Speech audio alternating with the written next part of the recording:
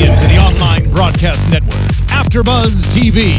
Over 20 million weekly downloads in over 150 countries, and your number one source for after-show entertainment.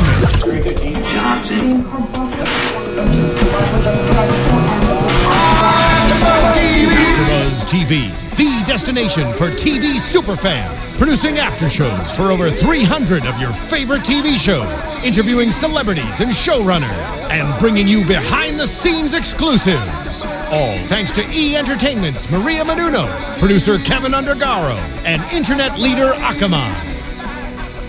Now, let the buzz begin!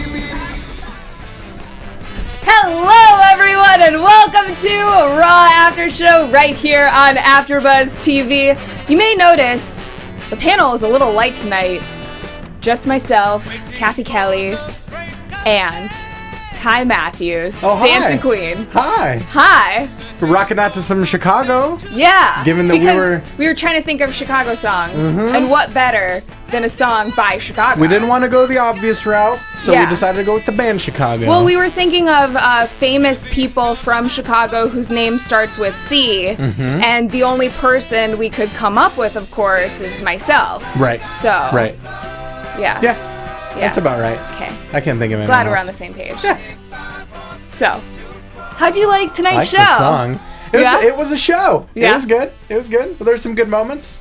We'll discuss it at length. Yes. Johnny LaQuasto and the Hobo are out this week, but they will both be back next week. Both of them are making money, but we're here. Man. This is the place to be. Be nice. I mean, what's up? Do you know how you could make some money, though? How's that? You could go to DraftKings.com. Look at that. You could win millions of dollars boy. at DraftKings.com. And you don't have to wait until week 16 to get paid. This is the fantasy football website where you can get paid every single week. America's favorite, of course, and you're playing against millions of other people. This could be the opportunity to turn your life-changing football, I don't even know. Expertise into money, cash money. Money. Hurry to DraftKings.com right now. Use the promo code BUZZ. I can't even talk. I'm so excited. You're so excited about fantasy football. Well, no, about Raw. I'm excited about fantasy football, but more so Raw. Okay, anyways.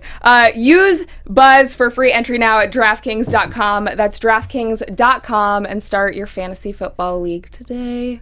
Yeah. Yeah. What a segue. That was, I gotta give you a good segue. That was pretty good. That was pretty good. Anyways.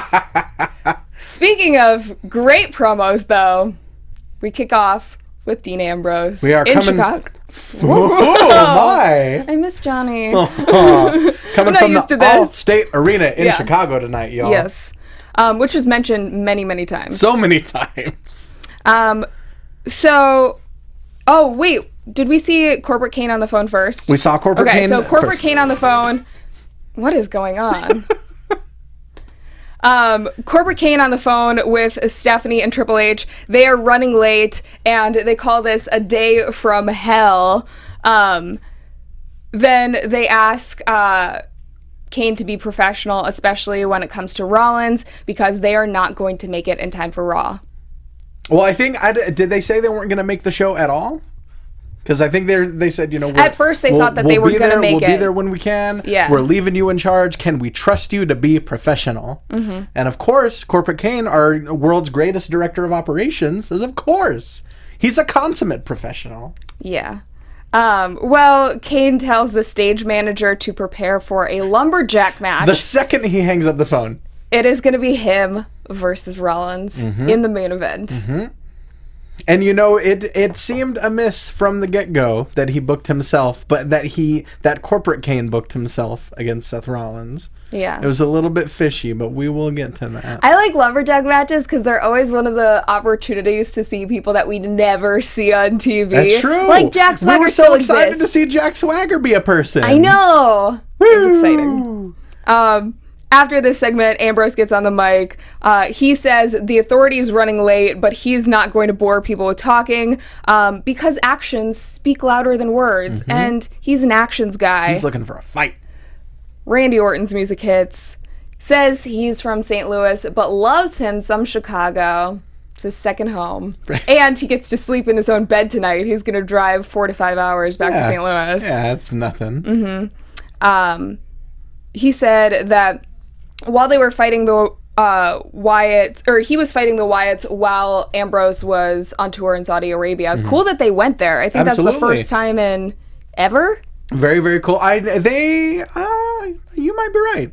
You might be right. We'll have to look into that. Yeah. But unfortunately, we don't have chat roll tonight because, again, the internet doesn't work. But I'm sure that they would correct us and be laughing at me for... But a lot of them did get fitted for traditional Arabian robes, which is a cool sight to see. We saw Bo Dallas. We saw Big Show. We saw Kalisto. The two of them next to each other in traditional Arabian robes. Pretty interesting sight to see. But as you said, while Dean Ambrose was on this tour, Orton was holding down the fort against the Wyatt family. Yeah.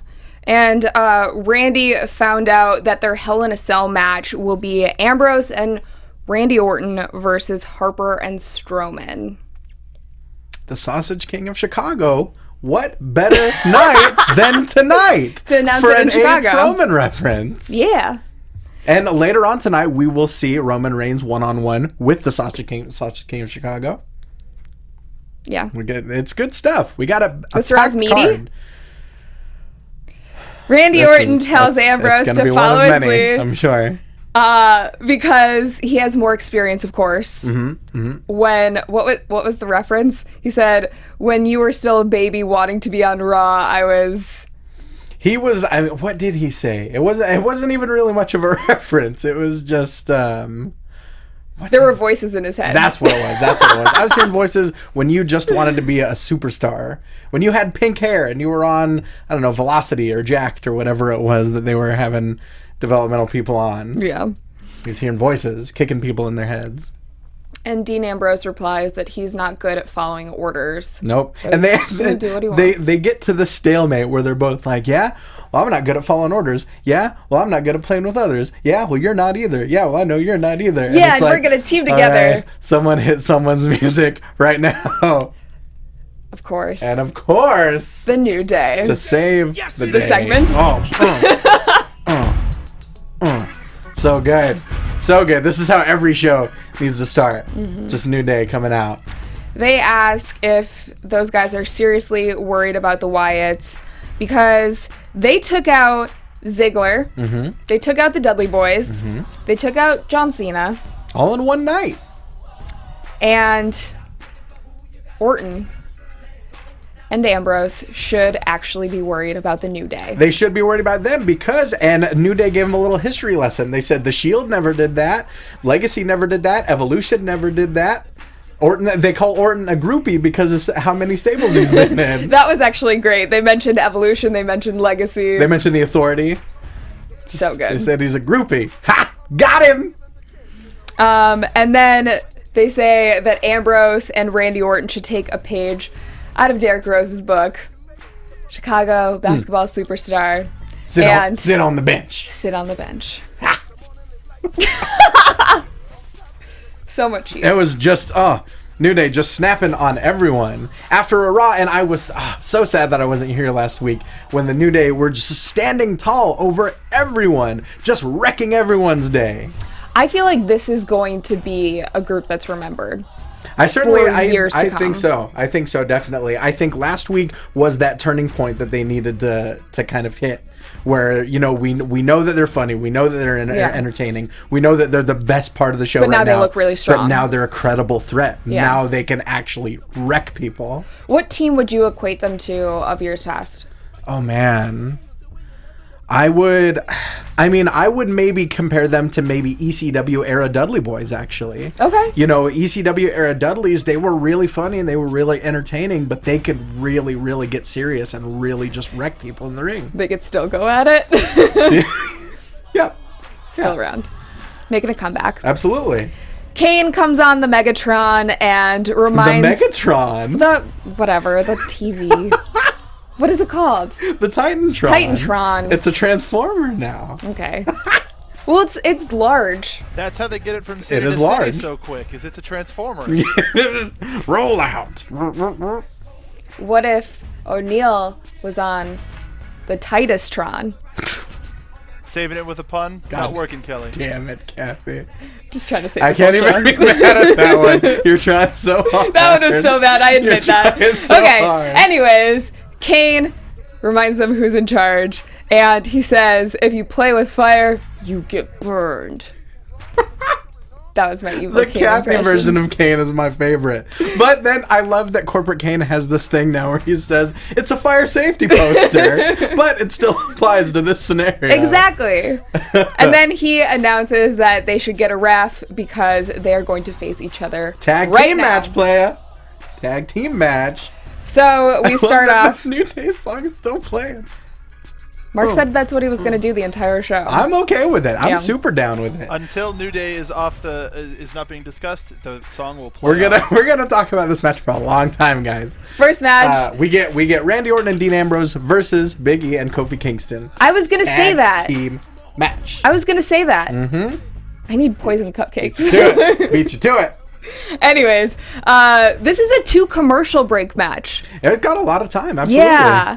And the song is still playing. Great. Absolutely. Randy Orton starts off with Kofi, but gets stopped. Kofi pushes Randy into Ambrose at the end of the match. And then, Gets that roll up. yeah. Pushes Orton goes for the RKO. Pushes him right into his own partner. Gets that schoolboy roll up for the 1, 2, 3.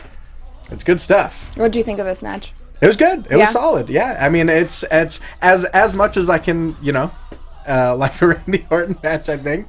But I think it was really good. I think it was good stuff. I mean, New Day will always get a plus from me. Yeah. Yeah, a lot of action, like you said, 2 commercial break match. Yeah, just they're obviously, 2 birds with 1 stone. They're putting the New Day over as a credible threat to their biggest baby faces, and at the same time sowing the seeds of dissension between Randy Orton and Dean Ambrose. Yeah. So they might fall victim to the Wyatt family come Hell in a Cell. Well, you shall see. We get a hype package for Hell in a Cell. Brock Lesnar versus The Undertaker. How excited are you? I'm really excited. I'm a little sad that the New Day theme had to end, Oh. but It doesn't have to end. It never has doesn't to have end. we can play it all night, guys. I'm super excited. And this is, I think they mean it when they say this is the last time they'll face each other. So I think they're really going to pull out all the stops. Yeah.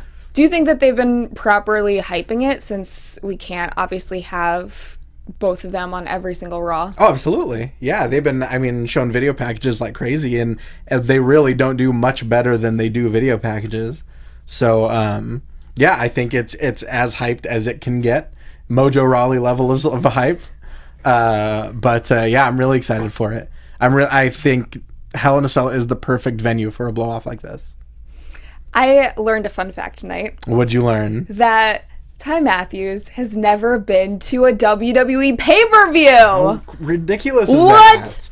Almost 3 decades of watching wrestling. I've only been to live events, and I've been to maybe a handful of SmackDowns. How weird is that? That's crazy. I think 1 Raw. Yeah, it's weird. It's super weird. And Hell in a Cell is in Los Angeles. I know. And you might not even be here. I might be attending Aftershock. Maybe. I'm going to go. Yeah. It'll be good times. Good times. I wish I had a teleportation machine so I could be in 2 places at once. Don't we all? Yeah, that'd be great. Anyways, Nikki with Team Bella comes out. Nikki's facing Naomi tonight. Yeah. They promote the Iron Woman match that we saw on NXT. They do. There was a really nice little video package, a lot of little blurbs from people's reviews of the match, from Rolling Stone even. I mean, I think the fact that Sasha was in this match, and one, it was such an incredible match for sure. anyone that didn't see it. But now the fact that Sasha's on the main roster may draw more people in to watch NXT. Absolutely. And that's exactly how it should be. It should be a symbiotic relationship. Crossovers. Yeah. Definitely. There was a "We Want Sasha" chant during the top of this match.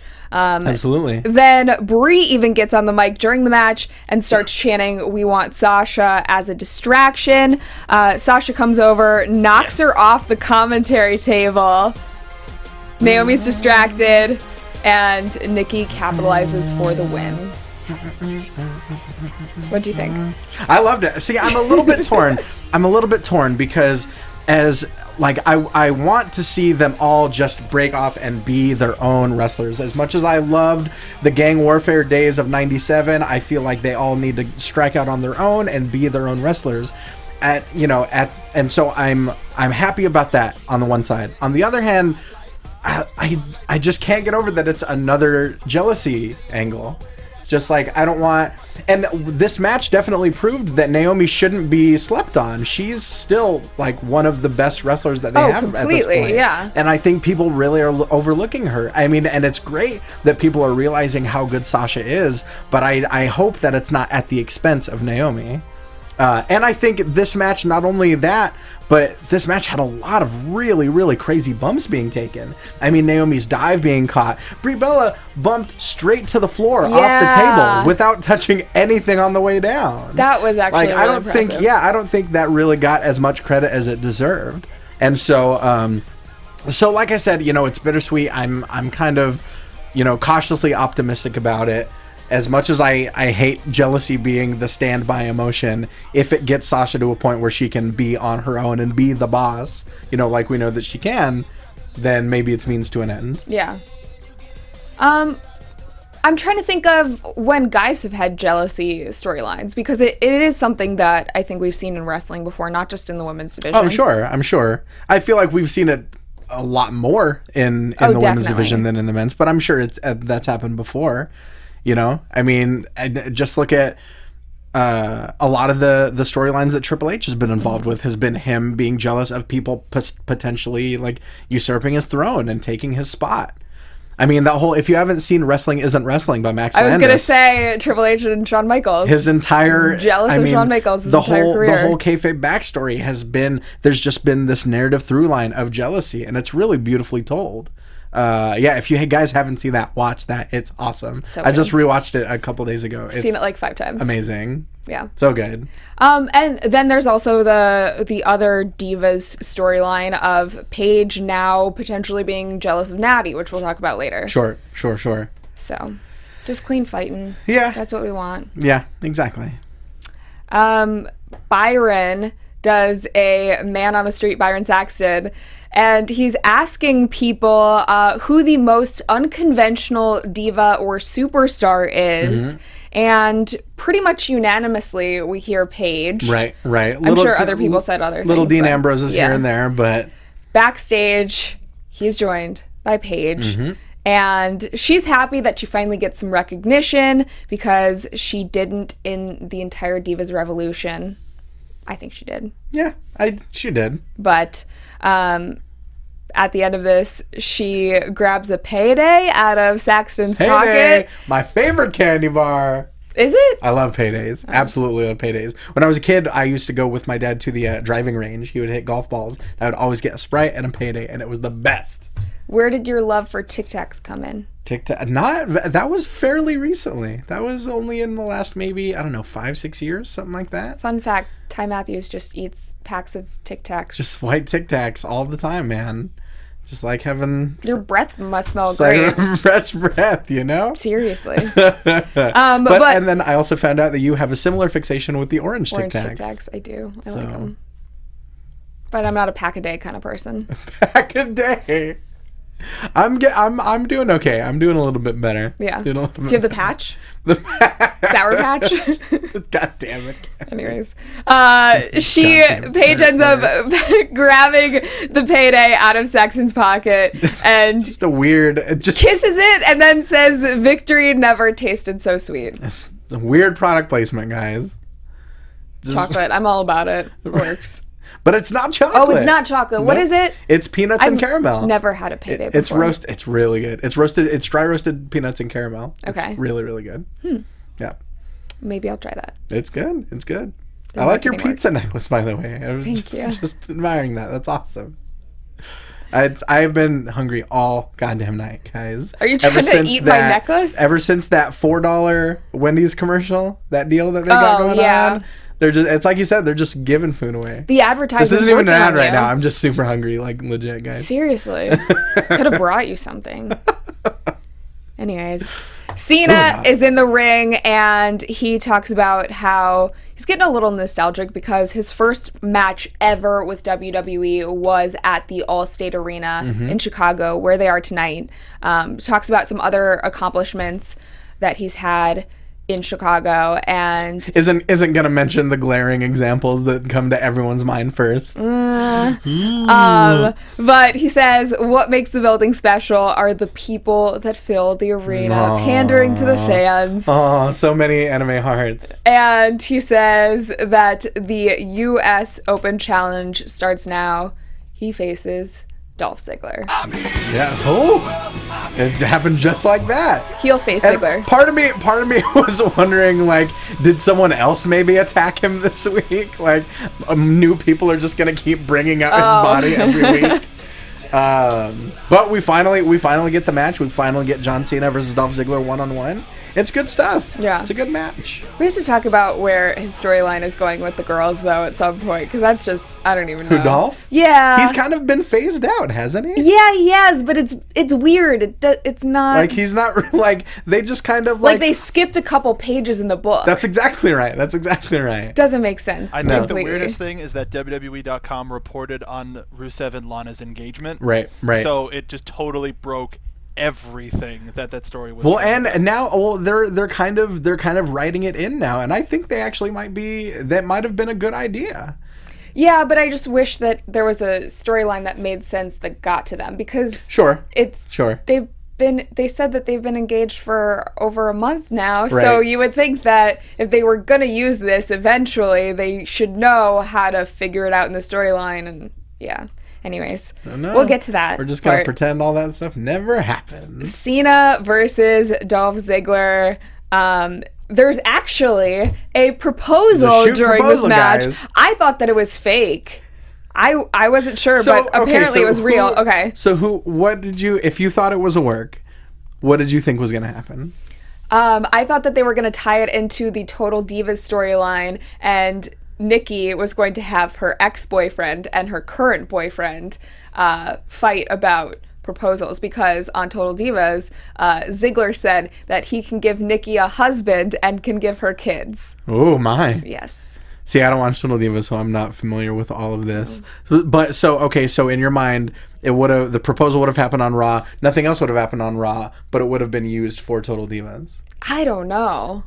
I honestly, I thought that this was going to either cause some sort of distraction or something during this match, or that it was a distraction. Work. Like, I thought that it was a work. It caused a real distraction. Yeah, it did. But Cena, the professional that he is, just like rolled right with it and got the crowd, first of all, to cheer for the proposal. Yeah. Second of all, got them right back on his side. Well, they were all chanting yes, and I think that's what originally drew Cena's attention to what was going on. That and everyone looking everywhere but the ring. Yeah. But the match continued. There's how many AAs that were kicked out of? There's not many people that'll stay down to just one AA anymore. I think it might be like Barrett and Jack Swagger might be the only ones left. Yeah. At the very end, the AA was reversed, turned into a famouser, then Cena kicked out of that. Ziggler ended up raking Cena's eyes, so he's definitely heel now, right? We can never say that about Dolph. 2 count, heel and then Ziggler. What? Heel ass Ziggler. Yeah. There was a super kick to Cena's face, I think, and Cena ended up winning. Yep.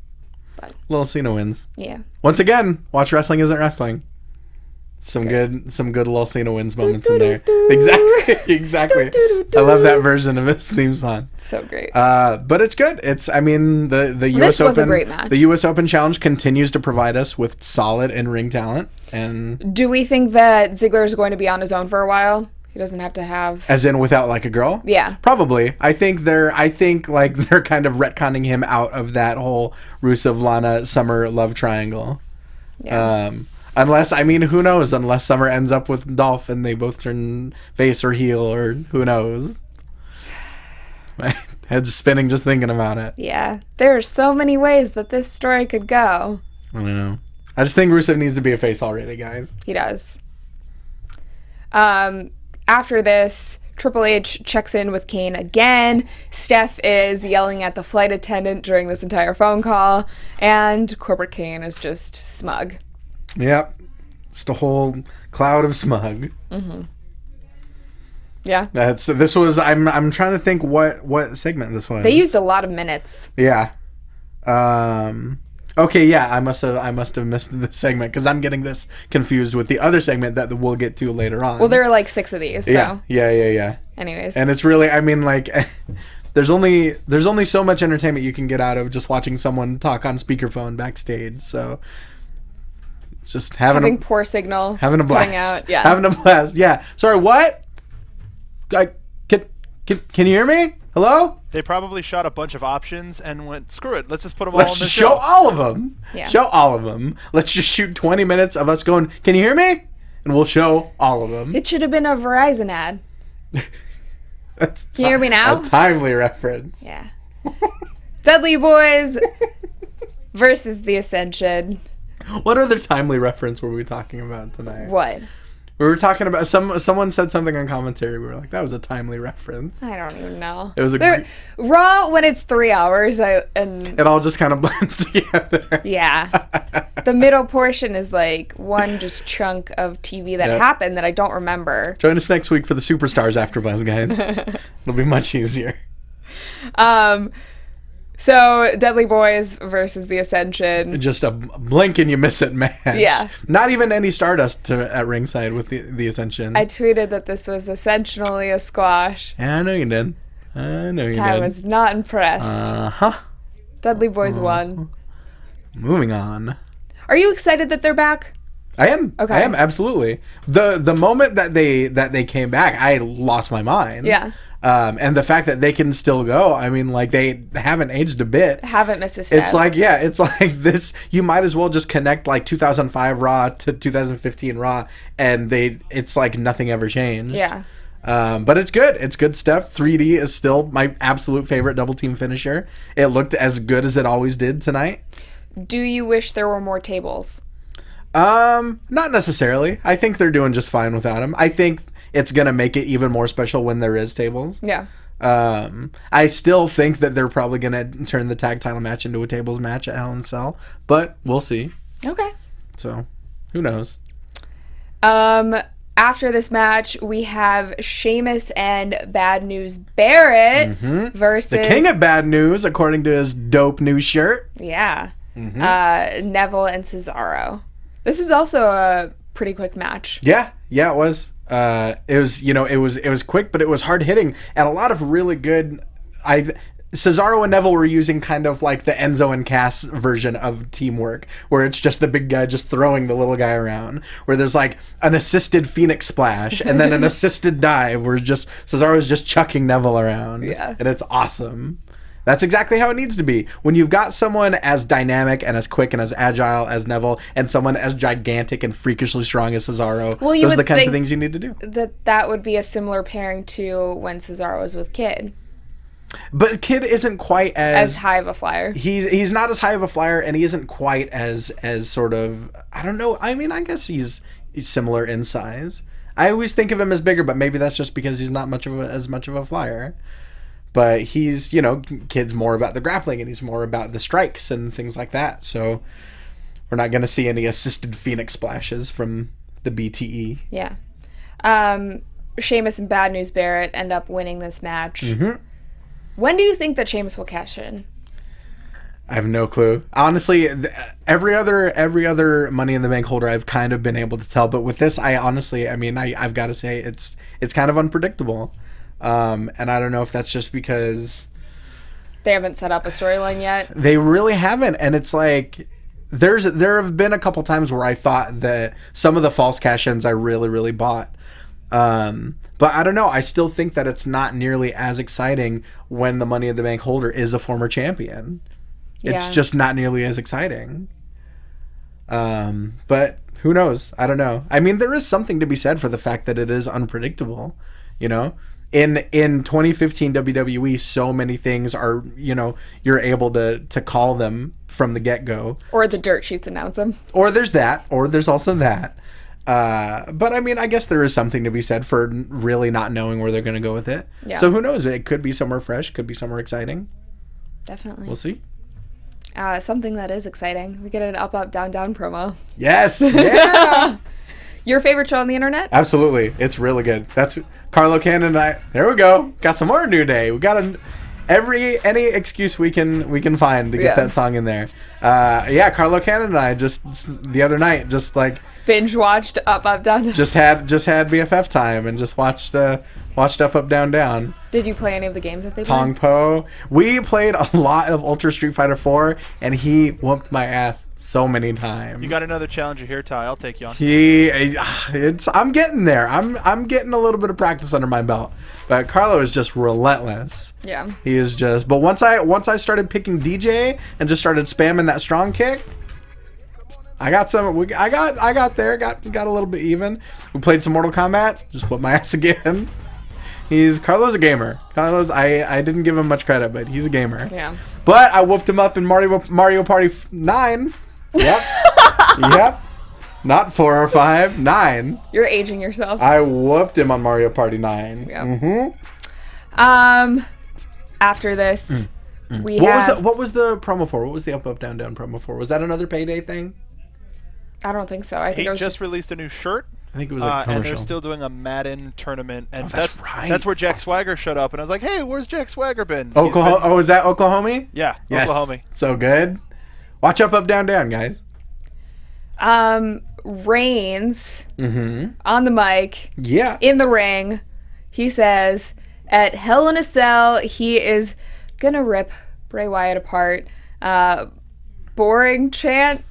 He's and to his credit, he took it and tried to work it in there, because with a chant that loud and that clear, like, you're not just gonna ignore it. So I think he deserves a little bit of credit for working it in. He says, "This isn't boring. This is real life. This is real life." Yeah. And he tries to work it in. I don't know if he convinced him, but God bless him for trying. So the Wyatts come out. There we go. Where's your Bray Wyatt, Cathy? I don't have a Bray Wyatt impression. Come on. But you definitely do. I do have a poem that I wrote. A poem? Yes. Is this real? Do you want to hear it? If this... I need the music off, though. I have a feeling I'm going to regret this. Okay. All right. If we can lower the music. I don't think Mark wants to hear it. Okay. It was a slow fade. Okay. It's a really slow fade. All right. Reigns' mic time is cut short due to Bray Wyatt. The lights go out and the crowd goes quiet. Bray says a massacre is waiting for Roman because tonight he has to face Braun Strowman. The match ended with a punch so super, it sent the lamb-masked man into a stupor. After his win, Michael Cole explains, going into the pay-per-view, Roman has the reins. To get the victory, Bray will need some luck. I'm sure their Hell in a Cell match will be awesome as... Mic drop. Oh. That's pretty... All right. When did you write that? During the rest of the matches.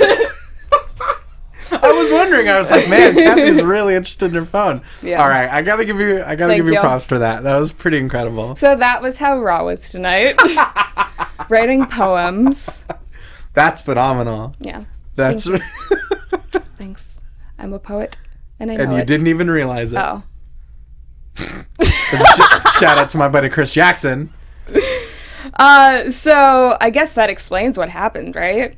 I mean, it was a good match. It was the Wyatt family come out, and Bray, does his dealie on the mic and says that a massacre is waiting for you at Hell in a Cell. And Reigns... I already said that in my Reigns actually... Hang on. Reigns takes Bray Wyatt's little catchphrase about him, turns it on its head, and says, you know what? At Hell in a Cell, you're going to wish that you were in there with anyone but me. And I felt like that was a pretty cool mic drop moment. I think that regardless of like the boos that we heard in the crowd tonight and the boring chant, Reigns has gotten so much better on the mic. Absolutely. I think this promo might have been his best, and the match that followed was really good. Which is really unfortunate for the crowd reaction. I mean, it's hard to judge. You can't judge it against the Chicago crowd. I mean, that's an especially tough crowd. Yeah. But I thought it was a great promo, and I thought the match that followed was really... I think Braun Strowman has been really making an impression and really impressing people. It was just a really hard-hitting match. That cutoff when Roman Reigns, he goes for that second drive-by dropkick, and Braun Strowman just cuts him off. Devastating clothesline right there on the apron. Like, that was a sit-up moment for me. Yeah. But yeah, just all in all, really good stuff. Yeah. But then, after that Superman punch, just taking a nap on commentary table. He just, Roman Reigns, using those steel steps for a little springboard, hitting him with that Superman punch, and throwing him, like, really chucking him over the announce table. Yeah. And then sliding in the ring for the count-out win. Mm-hmm. And then Strowman is not happy. The Sausage King of Chicago just throwing chairs, and he is just a mad person. Roman angry. Exactly. Nerds. But after the match, Reigns ends up hitting Bray Wyatt. Mm-hmm. Bray Wyatt, they try to surround Reigns. Reigns is in the ring. Everyone else is surrounding him on the outside. They slide in. Roman Reigns, ever the tactician, slides right back out. Gives him the Dikembe Mutombo. No.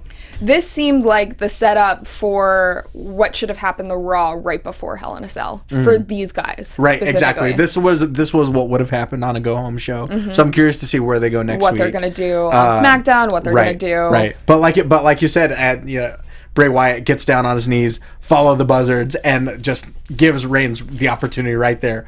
Bam! Clocks him. Yeah. And he just walks away. Pretty, good for Reigns just being on his own. It was great. It was really against good. 3 dudes. I was expecting Ambrose to come running out, but it was just Reigns holding down the fort. Do you think that builds him up, or... Absolutely, yeah. But does it make the Wyatts look weak? That they couldn't... Not necessarily. Okay. I don't think so necessarily. I think this match, if anything, made Strowman look even stronger. Definitely. Because, I mean, it's one of those things where Reigns really has to pull out everything in his arsenal to beat him, and he only was able to win by countout. Yeah. I think, that really, makes Strowman look strong. We already know how strong Harper is. So I think it's good. I think the Wyatt family is back where they needed to be. And I'm excited to see what happens with Eric Rowan once he's, able to come back. Not injured anymore. Exactly. Yeah. He's off making wine, being a vintner, solving Rubik's Cubes. That's pretty cool. Yeah. We all forgot about that, but he's still a genius, guys. Like Xavier Woods? Like Xavier Woods. He doesn't have a PhD, but... Oh. He's a vintner. A vintner? A vintner. Like Maynard James Keenan from Tool. For all you Tool fans. Make wine. What's happening right now? I don't even know. New Day theme. Yeah. Yes. I think we get another Kane. I have so many notes from this show. You do. I have like 12 pages of notes. I forgot I have to help you out with the notes tonight. Should have just let me turn the page label here. Them. We get Kane backstage. I was going to say another Kane segment. That didn't seem right. But Kane's talking to Triple H. We get more of Can You Hear Me Now between him and Triple H. He's trying to tell them what the main event is. Well, Triple H says that they're still headed their way. Mm-hmm. And the phone keeps cutting out. Kane tells him about the lumberjack match, and Triple H is like, against who? Who's this against? And Kane says, me. It's me. It's me. He's like, I know it's you, Kane. We get this wacky who's on first bit. Yeah. That didn't go on long enough. Oh, boy. And went on too long at the same time. Way too long. After this, we have Rusev coming out with Summer. With Hot Summer. Hot Summer. And last week, we are reminded that Summer Rae proposed to old Ruru. Mm-hmm. Rusev's, once again, if you weren't convinced of the greatness of Rusev's facial expressions, just look at his reaction when Summer proposes. He's physically taken aback, and he's like, wait. But we have Rusev versus Ryback tonight. Ryback wins with the shell shock. Mm-hmm. But this only sets up for Summer to get on the mic, and she says she's upset because she saw the post on TMZ. Lana and Rusev are engaged. What? Yeah. They can't hide it any longer because it's on the internet. Nope. And they are, or she says she's not going to waste any more time on a self-centered, egotistical, lying, cheating bastard. And that's, you know, on WWE TV, when you drop the bastard, that's like the ultimate mic drop. Is it?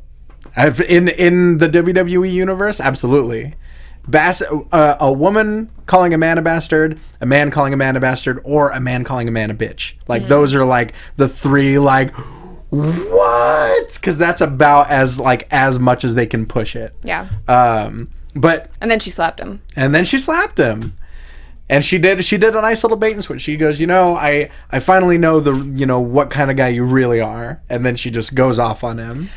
I kind of feel like they leaked the Lana Rusev story just so that they could put it in the storyline. And very well could have. If they did, bravo, because, guys. well, they've been engaged for a month and nothing's been posted about it. And yeah, exactly. Nobody heard anything until this past weekend. And then they conveniently, TMZ has a photo of the engagement ring. We're engaged, and I heard Rusev filmed the whole thing.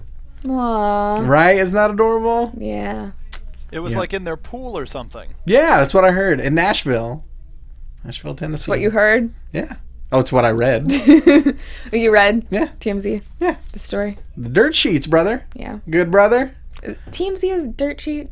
No, I read it on dirt. I didn't read it on TMZ. I read it okay. on like wrestling dirt sheets. But it's the true. sheets with a Z. Awesome. So where do you think this storyline is going to go from here? I don't know. I think once Lana's all healed up and ready to come back, I'd really like to see them together as a face couple. Yeah. I don't think it would take that much to get people on their side as a couple of baby faces. Oh, completely. And with Ziggler being a heel again. Yes, exactly. And if he joins up, I mean, I really don't want these four people to just keep existing in this purgatory of a storyline together, but I mean, how do they? It stands to reason that he might join Summer as a heel couple if that happened. Rusev's still in this weird place where he's liked by people because he's really funny and he's doing great promos, but he's also still kind of misogynistic and right egotistical and self-centered and everything that's where a lot of the inconsistency with this angle has occurred, is that some weeks he's misogynistic and other weeks he is a straight up victim. So it's hard to feel one way or the other about him. Yeah. So I don't know. What do you see storyline wise for Summer Rae? I mean, if she doesn't end up with Dolph Ziggler, I really have no idea. I'd like to see her just like start wrestling on her own. Like she wasn't that bad. Like I think I mean, that sounds really bad putting it that way. It's like a gold star. She wasn't that bad. I only mean in comparison to the fact that she's only doing valet work right now, and that we've seen her do more valet work than we really have seen her in the ring. The most we've seen her like action wise in the ring is her slapping Lana and then like going at it for 30-second. Exactly, yeah. Like, we haven't seen her wrestle nearly as much as we did in NXT, and she was doing really good stuff down there. Yeah. And so I think that she could do good stuff, in the midst of this Divas Revolution now that all these people that she worked with in NXT are up on the main roster. It's hard because right now we have so many talented women that can have awesome matches, and while we kind of have storylines, we don't have defined storylines. Right.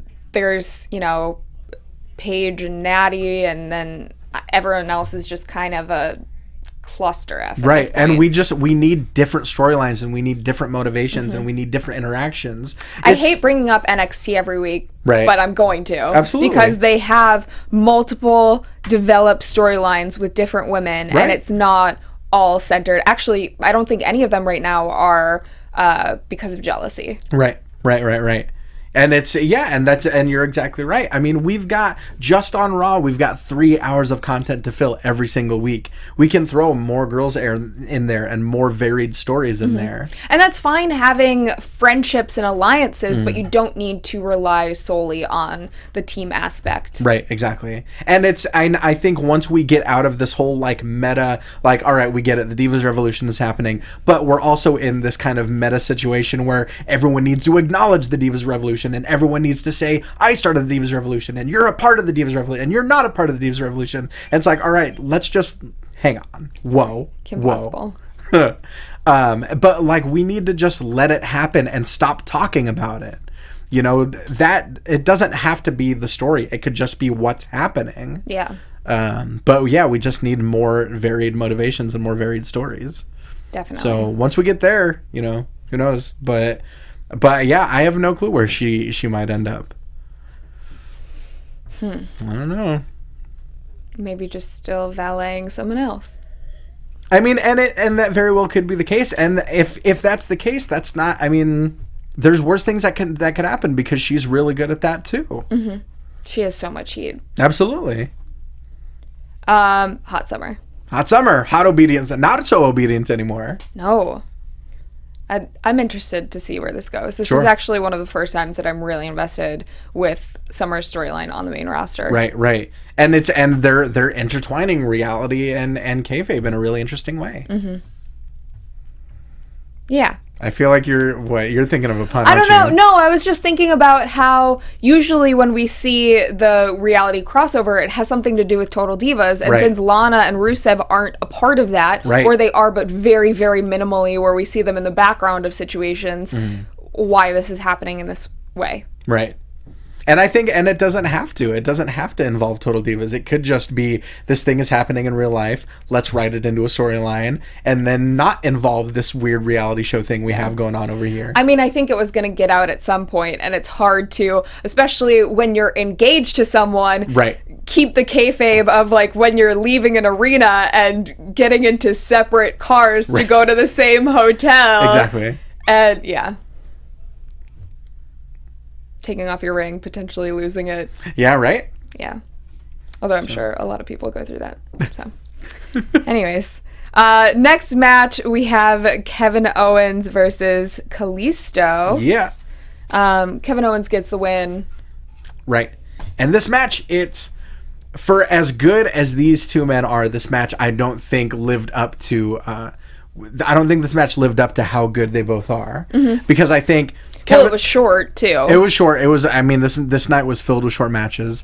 Kevin Owens is obviously one of the best brawlers that they have. Kalisto is one of the best high flyers, and low-key one of the best strikers that they have as well. So I think them together with a decent amount of time would be really great. But I do think a little bit of the curse of the old Sin Cara has kind of rubbed off on Kalisto. At one point, he goes for this phenomenal springboard Dragon Rana on Kevin Owens to the outside, and it looks like he completely eats it. And I mean, they played it off as best they could, but with a crowd like this, with a crowd like Chicago, you lost him instantly. And I mean, they had a really good finishing sequence, you know, leading up to the powerbomb, but I don't think they were able to get him back. Yeah. I like how Kevin Owens was first introduced into the main roster and where he's going now. I almost like him more as someone without a title and just... scraping to get one. Someone chasing a title. Yeah. And it's interesting, that's the reason that we should be getting behind baby faces. So it's really interesting that there's this heel that can have that dynamic, a heel chasing a title. Because he does it in sneaky ways. Right. And shyster ways. Not only that, but the fact that we know he has a real motivation. We know he has a family that he's trying to provide for. But then how much can you hate him if he's providing for his wife and baby and John Cena enthusiast son? When we see these insanely adorable videos of Owen like reacting with such enthusiasm when he hears, you know, his dad's theme music. Yeah. Like you can't hate on that, you know? Definitely. Our second Divas match of the night, Becky and Charlotte versus Brie and Foxy. Nikki and Natty are both ringside for this. We got and them Paige on ringside. commentary. We got Paige on commentary. We've got Natty Neidhart looking like Scorsha from Nick Arcade. For all you Nickelodeon kids out there. I don't know that reference. You are the worst person in the world. When was that from? That was from 1992, and only 1992. I found out. I was only 4 then. My memory is. Oh, don't even. I was 5. Actually 3. I was 5. I'm not that much older than you, so you can put that away. Old. You can put that away, Missy. You're like so old. Yeah. Shut it. Yeah. You know, everyone out there knows what I'm talking about. You watched Nick Arcade. I know you did. Dun, dun, dun, dun, dun, dun, dun, dun, dun. Let's just play New Day. Let's just play New Day some more, guys. Her ponytail looked like Angelica's mom from Rugrats. See, there you go. That's from the exact same era, Cathy. No. That's from the exact same era. No. God damn it. Anyways, Paige on commentary. Something was off with commentary tonight too, or when Paige was on it. I don't know whether they had like someone in their ear telling them to say something different. I don't know. I think, but she says she wants to make amends with Becky and Charlotte, and that Natty needs to stay backstage. She's jealous of the newly christened NBC. NBC, guys. Team. It's no coincidence that USA is owned by NBC Universal. Yeah. I mean, it probably is a coincidence, Shameless but plug. It's probably coincidence. Well, they could have been. I want to go to Universal Studios. BCN. Or CBN. They could have Canadian put Broadcast it News? in any different formation. They could have. Yeah. But NBC also, that also just rolls off the tongue better. It's a network for a reason. To television-loving Americans, it does. But I think just to humans. Oh. I think CBN isn't quite as fluid as NBC. I think submission sorority rolls off the tongue. Whoa. Oh. Let's stop you right there. Okay. We don't need to be talking about tongues and submission sororities. Okay. What do you think of this match, though? It seemed, again, kind of a short match. My 12 pages of notes. I see you've got so many right? notes. How many of it was that poem? Oh, that was on my phone. Don't want to save, or want to save paper. Of course. But it this seemed, match, yeah. It seemed short. It seemed, it was good. We got some. I love the corner springboard kick that Becky does. That's one of my favorites. But again, just a whole mess of distractions at the end. That's right. Things just kind of started falling apart at the end of this. Yeah. Because Natty and Paige start fighting. Natty catches a kick to the back of the dome hard. Then Charlotte's distracted. She catches the elbow from Nikki. Then a missile drop kick from Brie.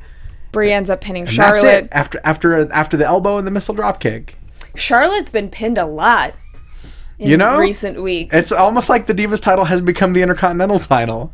Like, you win it and then you just start losing to everyone. Is right. I'm with you. I'm with you on that. But yeah, just a lot happening at the end of this match. Yeah. And just Natty looking like Scorcha. I gotta admit, a lot of this was me Nick Arcade to find out how to spell Scorcha. Did you spell it right? How is it spelled? Yes, I did. Scorchia. Because she was fire themed. Natty's shoulder gimmicks looked like fire. Nick Arcade was only on from January to November of '92, guys. How weird is that? That's why I don't remember it. You shut it. That's gonna be the music whenever anything just gets weird or awkward. We're gonna hit the New Day theme. Should play the entire show. Yep. Triple H and Steph finally get through to Corporate Kane. They're finally in a spot where they've got reception. And they say under no circumstances can Kane face Rollins in the Lumberjack match. Nope. And who is he gonna pick? I mean, who is he gonna pick? Who? It's the biggest mystery of the entire year. Yeah. If there's anything that's been as goddamn telegraphed as the ending to this Raw, I've never seen it. And what just happened? The lights are changing. We're ready for Kane's pyro. It's my rage at how telegraphed this was. Okay, first of all, why would Corporate Kane book himself? his whole point is that he's just trying to be the director of operations. Why would he book himself in a lumberjack match? And then first of all, or I guess second of all, why are Stephanie and Triple H so against it? Is this really the first time an authority figure has booked themselves in a match against someone? That's like a page out of Triple H's book. Like, come on, guys. And so, of course, like, I don't even know why Seth Rollins would agree to it. Because it's obvious from a mile away, like, oh, don't worry, I'm not your opponent. Does he have to agree to it? I don't know. These are the things that we don't know. He shouldn't have to agree to it if the authority is telling him what matches he's in. Exactly. If they're saying, no, Kane, you cannot be the opponent. Like, I don't know. They put Kane in charge, though. I go back and forth on this angle because, like, how far are we willing to go with trying to think that Corporate Kane and Demon Kane are two separate people? Like, there really hasn't been a precedent set for that. We know for a fact that it's the same person. Yeah. We can't just go back and do a whole, like, Abyss Joseph Park thing where they're brothers. We've seen him put on and take off the mask himself. If we go back, because I want to go back and hear how they phrased it. Like, if they said an authority member cannot face Rollins in the main event. No, they said you cannot be his opponent. Then that's different. But the semantics being Corporate Kane is not the same person as Demon Kane. Yeah. If they had said, and that's what's bugging. If they had said like an authority figure or the person in charge cannot or something like that, then it's, oh, well, that's my other personality. Right. So. But that's the thing. We haven't established this as split personalities. This is just a thing we decided to start doing. Like, we've seen him put on and take off the mask himself. We know it's him. Aren't they establishing that right now, though? But with no precedent. He's been in the company since 1997, and we're just now establishing Corporate Kane and Demon Kane as two separate people? And even if it was a split personality... It's not necessarily that it's two separate people, it's that he believes But that's how everyone is treating it, because they said, you cannot be his opponent. And even if it was a split personality thing, that would still extend to Demon Kane. Well, maybe there'll be repercussions next week. I'm sure he'll be, and that's I can go on for days about this angle. Some days I love it. Today I obviously don't. I don't know what's gonna happen. I do like when he switches on and off. Like, I mean, as Corporate Kane, it's funny when it's like disregarding the context and disregarding the reasons that it makes me infuriated. It is the most interested that I've been in Kane in years. Mm-hmm. You know, Corporate Kane is funnier than he's ever been. Demon Kane is more threatening than he's ever been. So they're both doing their jobs in a way. It's just the context that drives me up a wall. Yeah. Is right. So we get. Can we just are we just fast forwarding? Because we don't have too much time. Yeah. So obviously Demon Kane is the suitable replacement. Thank you.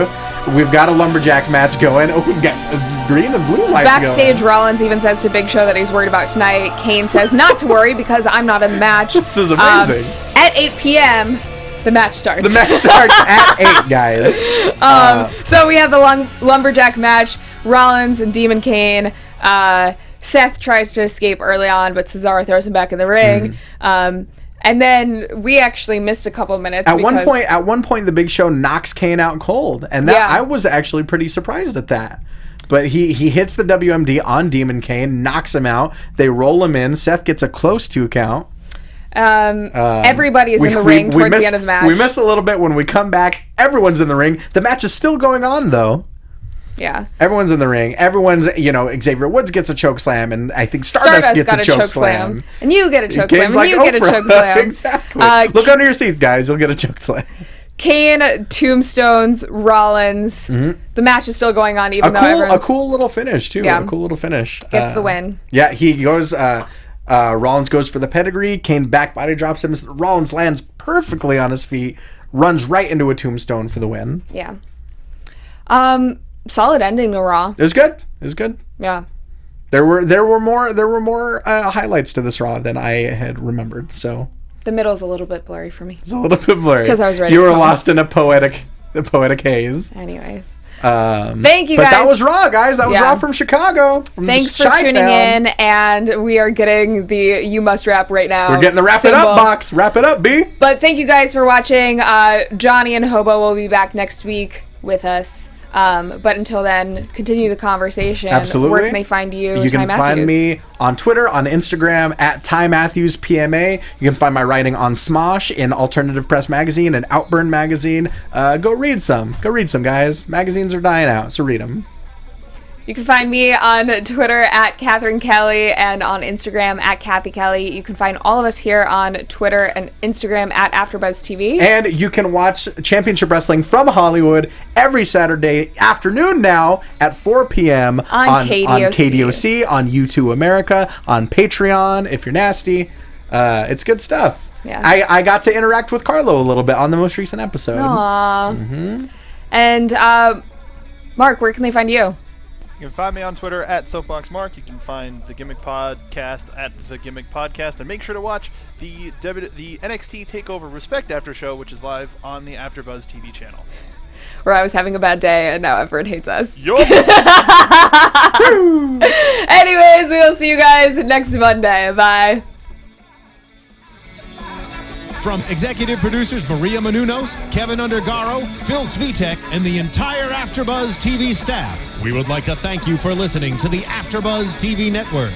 To watch or listen to other after shows and post comments or questions, be sure to visit AfterBuzzTV.com. I'm Sir Richard Wentworth, and this has been a presentation of AfterBuzz TV. Buzz you later. The views expressed herein are those of the hosts only and do not necessarily reflect the views of AfterBuzz TV or its owners or principals. Your AfterBuzz TV predictions.